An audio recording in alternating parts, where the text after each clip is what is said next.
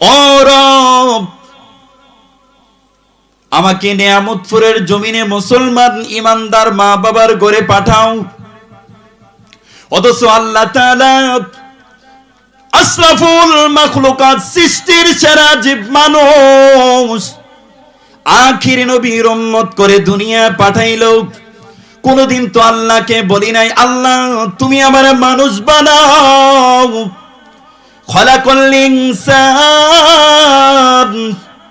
আল্লাহ আমারে মানুষ বানাইলেন।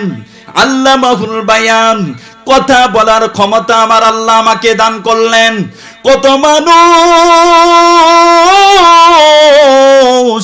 দুনিয়াতে আছে কিন্তু জবান আছে, কথা বলতে পারে না, ঠিক কিনা জোরে বলেন। মহান রব্বুল আলামিন বলেন, আমি দয়াময় আল্লাহ আল্লামাল কুরআন, কুরআন শিক্ষা দিলাম। খলাকাল ইনসান, বান্দারে তোমারে আমি মানুষ বানাইলাম।